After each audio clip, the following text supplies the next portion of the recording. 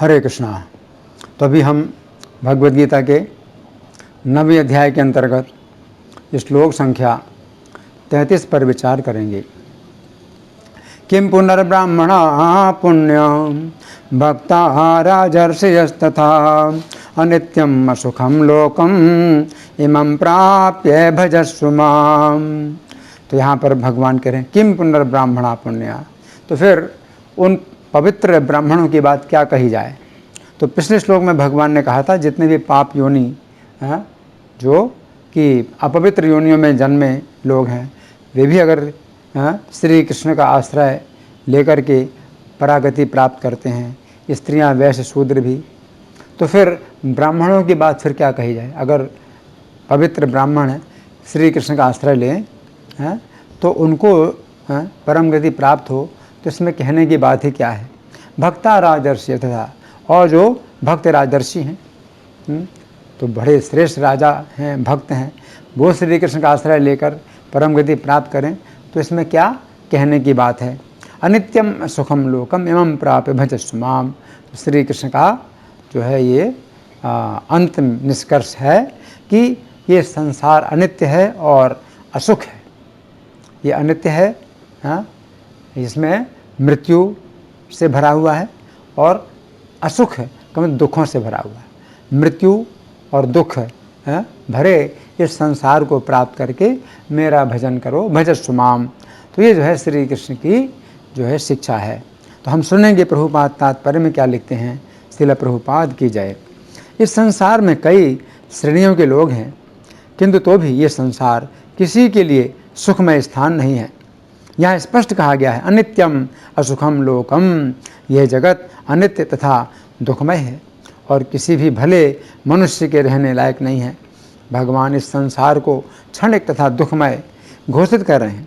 कुछ दार्शनिक, विशेष रूप से मायावादी, कहते हैं कि ये संसार मिथ्या है, किंतु भगवद गीता से हम ये जान सकते हैं कि ये संसार मिथ्या नहीं है, ये अनित्य है।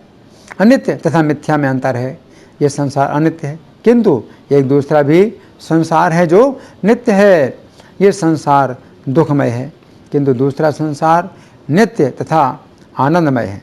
अर्जुन का जन्म ऋषि तुल्य राजकुल में हुआ था, अतः भगवान उनसे भी कहते हैं मेरी सेवा करो और शीघ्र ही मेरे धाम को प्राप्त करो। किसी को भी इस अनित्य संसार में नहीं रहना चाहिए, क्योंकि यह दुखमय है। प्रत्येक व्यक्ति को भगवान के हृदय से लगना चाहिए, जिससे वो सदैव सुखी रह सके। भगवत भक्ति ही एकमात्र ऐसी विधि है जिसके द्वारा सभी वर्गों के लोगों की सारी समस्याएं सुलझाई जा सकती हैं। अतः प्रत्येक व्यक्ति को कृष्ण भावनामृत स्वीकार करके अपने जीवन को सफल बनाना चाहिए। यहाँ पर प्रभुपाद का तात्पर्य समाप्त हुआ। अब हम सुनेंगे श्री भगवान ने कहा में कैसी व्याख्या हुई है। पिछले श्लोक से संबंध। पिछले श्लोक में श्री कृष्ण ने बताया था कि जितने भी पाप योनि वाले जीव हैं, जो भी स्त्रियां हैं, वैश्य हैं या शूद्र हैं, वे सभी श्री कृष्ण की शरण लेकर श्री कृष्ण के धाम में जाते हैं। उस समय अर्जुन के मन में संदेह उत्पन्न हुआ कि यदि श्री कृष्ण इस जीवन के पापी तथा पिछले जीवन के पापियों को अपनी शरण देकर सीधे अपने धाम में भेजते हैं, तो फिर पवित्र ब्राह्मणों तथा क्षत्रियों का क्या महत्व रहा। अंतर्यामी होने के कारण श्री कृष्ण अर्जुन के संदेह को समझ गए। अतः उन्होंने इस श्लोक में कहा है कि यदि पापी दुराचारियों के द्वारा श्री कृष्ण का अनन्य भजन होने पर श्री कृष्ण उन्हें अपने धाम में भेजते हैं, तो पवित्र ब्राह्मणों तथा क्षत्रियों की बात ही क्या है। परंतु आवश्यकता यही है कि वे श्री कृष्ण का अनन्य भजन करें। इस श्लोक में श्री कृष्ण की दो अत्यंत महत्वपूर्ण शिक्षाएं हैं, जिनकी हम क्रम पूर्वक चर्चा करेंगे। तो पहली शिक्षा, इस श्लोक की प्रथम पंक्ति ये शब्द है किम पुनः ब्राह्मणाः पुण्याः भक्ताः राजर्षयः तथा, अर्थात फिर पवित्र ब्राह्मणों तथा भक्त राजर्षियों की तो बात ही क्या है। तो यहाँ पर श्री कृष्ण समाज के सर्वोच्च स्तर के लोगों की बात कर रहे हैं। समाज के सर्वोच्च स्तर पर ब्राह्मण होते हैं, और वे ब्राह्मण भी जो अत्यंत पवित्र हैं, जो अत्यंत पवित्र ब्राह्मण होते हैं, उन्हें ब्रह्मर्षि कहा जाता है। पिछले श्लोकों में श्री कृष्ण ने दुराचारियों तथा पाप योनियों की बात की थी कि वे यदि श्री कृष्ण की शरण लेते हैं तो वे श्री कृष्ण के धाम में जाते हैं। परंतु अब श्री कृष्ण उन लोगों की बात कर रहे हैं जो अत्यंत पवित्र ब्राह्मण हैं, अर्थात ब्राह्मण के रूप में ऋषि हैं, ब्रह्मर्षि हैं। तो यहाँ पर श्री कृष्ण का कहना है कि यदि वे स्त्रियों, शूद्रों आदि को भी अपनी शरण देने के लिए तैयार हैं तथा उन्हें अपने धाम में भेजने के लिए तैयार हैं, तो पवित्र ब्राह्मणों की बात ही क्या है। परंतु आवश्यकता है श्री कृष्ण की अनन्य शरण लेने की, श्री कृष्ण का अनन्य भजन करने की। तो यहाँ पर श्री कृष्ण कह रहे हैं कि यदि पवित्र ब्राह्मण श्री कृष्ण की अनन्य शरण ले तो वे उसे क्यों नहीं स्वीकार करेंगे। इस संबंध में राजनगर नामक एक गांव में उत्पन्न हुए एक बालक नामक पवित्र ब्राह्मण की बात आती है। ये श्रेष्ठ ब्राह्मण परिवार में उत्पन्न हुए थे, जन्म से ही विरक्त थे, नैष्ठिक ब्रह्मचारी थे। प्रातः 3 बजे उठकर हाथ मुंह धोकर सीताराम का 2 घंटे तक ध्यान करते थे, फिर शौच स्नान से निवृत्त होकर फिर भजन करते। 12 बजे उठकर कुछ भोजन बनाते तथा सीताराम के अर्चा विग्रहों को भोग लगाकर प्रसाद पाते थे, फिर अखंड भजन में लग जाते थे। सूर्यास्त के लगभग 2 घंटे पहले कुटिया से निकलते, उस समय सभी को सीताराम के भजन का उपदेश देते थे। एक बार रामनवमी के अवसर पर इनकी अवध में जाकर सीताराम का दर्शन करने की इच्छा हुई। राजनगर अयोध्या से 900 किलोमीटर है। अभी ये रास्ते में ही थे कि रामनवमी के लिए केवल 3 दिन ही शेष रह गए। इनकी प्रबल इच्छा थी कि रामनवमी के ही दिवस पर श्री राम का जन्म महोत्सव देखें। उस समय संध्या हो गई थी। ये एक तालाब के किनारे बट वृक्ष के नीचे रात्रि बिताने के लिए बैठे तथा श्री सीताराम के रूप के ध्यान में डूब गए। अब प्रातःकाल के समय जिस समय इनका ध्यान टूटा, उस समय इन्होंने देखा कि ये अयोध्या में सरयू के तट पर पीपल के वृक्ष के नीचे बैठे हुए हैं और श्री राम सामने खड़े हुए हंस रहे हैं। अब जिस समय ये मंदिर में पहुँचे उस समय पुजारी ने इन्हें पहचान लिया, क्योंकि श्री राम ने स्वप्न में पुजारी को इनका परिचय दे दिया था। पुजारी ने इनका स्वागत किया। उस समय ये श्री राम, लक्ष्मण, भरत तथा शत्रुघ्न की झांकी के सामने नृत्य करने लगे तथा नृत्य करते हुए ही इन्होंने शरीर छोड़ दिया तथा इस प्रकार ये परम धाम में चले गए। तो यहाँ पर श्री कृष्ण कह रहे हैं कि यदि पवित्र ब्राह्मण उनकी अनन्य शरण लेता है तो वे उसे क्यों नहीं स्वीकार करेंगे। अब यहाँ पर श्री कृष्ण पवित्र ब्राह्मणों के बाद राजर्षियों की बात कर रहे हैं। क्षत्रियों में जो लोग अधिक पुण्यात्मा होते हैं वे राजा बनते हैं तथा राजाओं में भी जो अधिक पुण्यात्मा होते हैं वे राजर्षि बनते हैं। राजर्षि का अर्थ है राजा के रूप में ऋषि। तो यहाँ पर श्री कृष्ण का कहना है कि यदि वे पाप योनियों, दुराचारियों को भी अपनी शरण देने तथा अपने धाम में भेजने के लिए तैयार हैं तो राजर्षियों के लिए वे क्यों नहीं अपनी कृपा के द्वार खोलेंगे। तो यहाँ पर श्री कृष्ण कह रहे हैं कि यदि कोई पवित्र राजा श्री कृष्ण की अनन्य शरण ले तो वे उसे क्यों नहीं स्वीकार करेंगे। इस संबंध में पद्म पुराण के पाताल खंड के अंतर्गत राजा सुरथ की कथा का वर्णन है, जो कुंडलपुर के राजा थे। उनके प्रभाव से वहाँ की जनता प्रतिदिन प्रेम पूर्वक श्री राम का स्मरण किया करती थी। उस नगर के सभी मनुष्य श्री राम के सेवक थे। वहाँ के सुंदर मंदिरों में श्री राम की प्रतिमा के दर्शन होते थे तथा वहाँ के निवासी प्रतिदिन जाकर श्री राम की पूजा करते थे। उनके जिह्वा पर केवल भगवान का नाम ही शोभा पाता था। उनके हृदय में भगवान का ही ध्यान होता था। श्री राम की कथा वार्ता से ही उनका मन बहलाव होता था। राजा सुरथ का चित्त श्री राम के चरणों का स्मरण करके सदा आनंद मग्न रहता था। राजा सुरथ के राज्य में कोई भी ऐसा मनुष्य नहीं था जो मुख से श्री राम का कीर्तन करने के सिवा कोई अन्य बात निकाले। राजा के सभी सैनिक प्रतिदिन श्री राम का स्मरण करते रहते थे। श्री राम का ध्यान करने से सबके समस्त पाप नष्ट हो गए थे। अब जिस समय श्री राम के अश्वमेध यज्ञ में घोड़ा छोड़ा गया तथा जिस समय वह राजा सुरथ के नगर में पहुंचा, उस समय राजा सुरथ ने विचार किया कि यदि मैं यह घोड़ा पकड़ लूँ तथा श्री राम के सभी सैनिकों को परास्त कर दूँ उस समय श्री राम स्वयं अपने घोड़े को छुड़ाने के लिए आएंगे तथा मुझे श्री राम का दर्शन प्राप्त होगा। श्री राम उनके हृदय की इच्छा को समझ गए, अतः श्री राम की कृपा से इन्होंने घोड़े की रक्षा में आए हुए शत्रुघ्न जी, हनुमान जी आदि सभी सैनिकों को पराजित करके बंदी बना लिया। जिस प्रकार इन्हें श्री राम के दर्शन हुए, श्री राम इनके महल में 3 दिनों तक ठहरे। फिर श्री राम अयोध्या वापस गए तथा इन्होंने अपने पुत्र को राज्य सौंपकर शत्रुघ्न जी के साथ घोड़े की रक्षा के लिए गए। इन्होंने पूरा जीवन श्री राम की सेवा में ही बिताया और अंत में दिव्य साकेत धाम को गए। तो यहाँ पर श्री कृष्ण कह रहे हैं, यदि कोई पवित्र राजर्षि उनका अनन्य भजन करता है तो वे क्यों नहीं उसे स्वीकार करेंगे। अब दूसरी शिक्षा है। इस श्लोक की दूसरी पंक्ति के शब्द हैं, अनित्यम असुखम लोकम इमं प्राप्य भजस्व माम, अर्थात इस अनित्य तथा सुख रहित जगत को प्राप्त करके तुम मेरा भजन करो। तो यहाँ पर श्री कृष्ण इस भौतिक जगत के लिए अनित्य शब्द का प्रयोग कर रहे हैं। इस श्लोक के तात्पर्य में श्रील प्रभुपाद लिखते हैं, भगवान इस संसार को क्षणिक तथा दुखमय घोषित कर रहे हैं। कुछ दार्शनिक विशेष रूप से मायावादी कहते हैं कि ये जगत मिथ्या है, किंतु भगवद गीता से हम जान सकते हैं कि ये जगत मिथ्या नहीं है, ये अनित्य है। अनित्य तथा मिथ्या में अंतर है। ये जगत अनित्य है, किंतु एक दूसरा भी जगत है जो नित्य है। ये जगत दुखमय है, किंतु दूसरा जगत नित्य तथा आनंदमय है इति।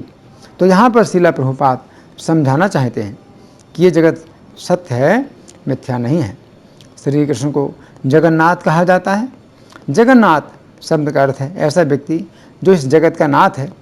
ये बात समझने की है कि यदि श्री कृष्ण जगत के नाथ हैं तथा यदि श्री कृष्ण सत्य हैं तो ये जगत सत्य क्यों नहीं है। जिन श्री कृष्ण ने इस जगत की सृष्टि की है वो जगत मिथ्या कैसे हो सकता है। श्री कृष्ण इस जगत की रचना करते हैं, पालन करते हैं तथा संहार भी करते हैं। श्री कृष्ण के ये सभी कर्म सत्य हैं। इस प्रकार हमें समझना चाहिए कि ये जगत सत्य है परंतु अनित्य है तथा दुखों का स्थान है। परंतु यदि हम इस जगत में रहकर श्री कृष्ण का भजन करें तो हम एक दूसरे जगत में जा सकते हैं जो नित्य है तथा सुखों का स्थान है। श्रील प्रभुपाद आगे तात्पर्य में लिखते हैं, किसी को भी इस अनित्य जगत में नहीं रहना चाहिए क्योंकि ये दुखमय है। प्रत्येक व्यक्ति को भगवान के हृदय से लगना चाहिए जिससे वह सदैव सुखी रह सके। भगवत भक्ति ही एकमात्र ऐसी विधि है जिसके द्वारा सभी वर्गों के लोगों की सारी समस्याएं सुलझाई जा सकती हैं। अतः प्रत्येक व्यक्ति को कृष्ण भावनामृत स्वीकार करके अपने जीवन को सफल बनाना चाहिए इति। तो यहाँ पर श्री कृष्ण कह रहे हैं कि हम उनका भजन करें। इस जगत में हमें नित्य जीवन की आशा नहीं करनी चाहिए क्योंकि इस जगत की रचना करने वाले श्री कृष्ण ने कहा है कि ये जगत अनित्य है, अर्थात मृत्यु का स्थान है।